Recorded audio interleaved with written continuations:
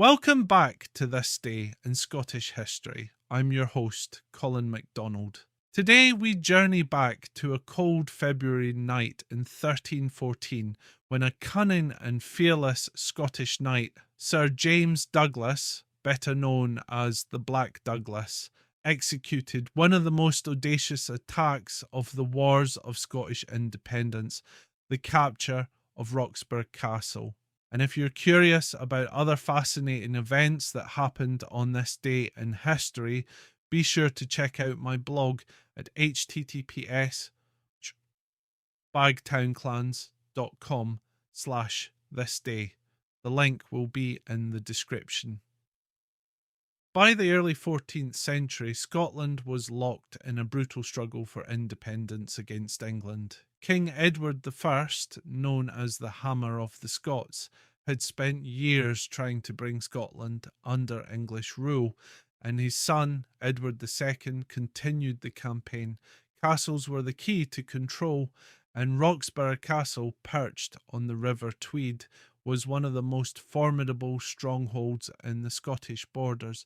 It was held by an English garrison, serving as a crucial outpost for Edward's forces. If Robert the Bruce wanted to solidify his claim to the throne, he needed to dismantle English power, one castle at a time.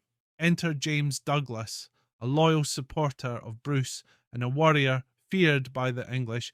Douglas had already made a name for himself with his ruthless guerrilla tactics. His ability to strike swiftly, destroy enemy strongholds, and disappear into the rugged Scottish landscape earned him a fearsome reputation.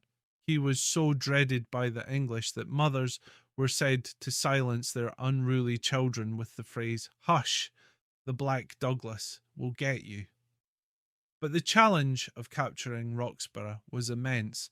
The castle's defences were strong, and a direct assault would have been suicidal. So Douglas and his men turned to deception. Legend has it that under the cover of darkness, Douglas and his men disguised themselves, some say as cattle, others say as humble peasants draped in black cloaks, to blend into the night. Slowly, carefully, they crept closer to the fortress, undetected by the English guards who, at the time, were distracted by their Shrovetide celebrations, an evening of feasting and drinking before Lent. The revelry and false sense of security would be their undoing. When they reached the castle walls, Douglas's men revealed their true intent. Using rope ladders, they scaled the battlements and took the English completely by surprise. The garrison, caught in a drunken stupor, was in no state to mount an effective defence. The Scots unleashed swift and brutal force, cutting down the defenders and securing the fortress for Scotland. The capture of Roxburgh Castle was more than just a tactical victory. It was a demoralising blow to the English and a key moment in Robert the Bruce's campaign. The timing was critical. Just months later, in June 1314, Bruce would face Edward II at the Battle of Bannockburn, the decisive confrontation that would cement Scottish independence. The fall of Roxburgh weakened English supply lines and morale, setting the stage for Bruce's greatest triumph. But Douglas's legendary exploits didn't end there. In the years that followed, he continued to harass the English, capturing key locations and striking fear into enemy ranks. His ability to outthink and outmaneuver the English made him one of the most effective warriors of the war.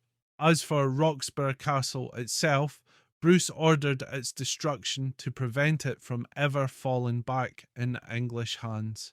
It was never fully rebuilt, and today its ruins stand as a silent testament to that daring night when the Black Douglas and his warriors struck fear into the hearts of their enemies. The story of Roxburgh Castle's capture is just one of many daring exploits in Scotland's long fight for independence. It was a time of immense struggle, but also of incredible resilience. Men like Robert the Bruce and James Douglas refused to accept defeat, shaping the course of Scottish history forever. Thank you for joining me today on this day in Scottish history. I hope you've enjoyed this tale of strategy, bravery, and a little bit of deception. Don't forget to check out my blog for more historical events at https or bagtownclans.com/thisday. Tune in tomorrow for another journey through Scotland's remarkable past. I'm Colin MacDonald. Haste ye back.